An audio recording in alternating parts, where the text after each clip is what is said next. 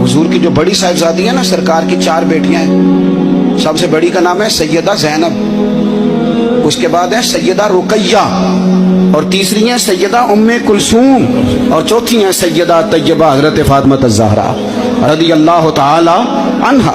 हजरत ज़ैनब आ रही थी मक्का मुकरमा से मदीना तैयबा, तो एक शख्स ने ना, काफिर ने उनको नेज़ा चुभोया घोड़े को, तो घोड़ा तेज भागा, सैयदा ज़ैनब गिर गई।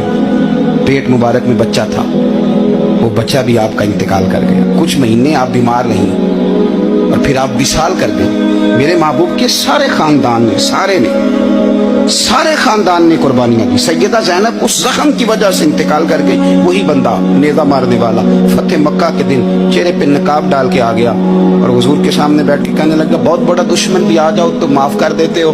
तो हुजूर ने फरमाया, तू चेहरे से कपड़ा हटा, बेटियां भूला नहीं करती, तो कलमा पढ़, मैं तुझे भी माफ करने को तैयार। ये सारे रंग सहाबा ने देखे, सारे। और जिस दिन हुजूर बदर को जा रहे थे ना, मैं फोन कर देता हूं, मैं नहीं आ सकता, मेरे घर में फलाना बीमार है। हजरत रुकैया बीमार थी। हुजूर बदर में जब जा रहे थे तो बेटी के सराहने खड़े थे, तो शहजादी अप रही थी। तो नबी पाक ने हजरत उस्मान को, दामाद को बुला के कहा, उस्मान 2 ही जा सकते हैं, ये मैं जा सकता हूँ, ये तू जा सकता है, मेरी बेटी, मेरी धी बीमार है। हजरत उस्मान ने कहा, नहीं जा सके। बदर में हुजूर जिहाद के लिए गए थे और अपनी बेटी का जनाजा नहीं पढ़ सके।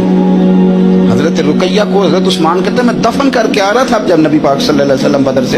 ये सारे रंग सहाबा ने देखे, ये सारा अंदाज देख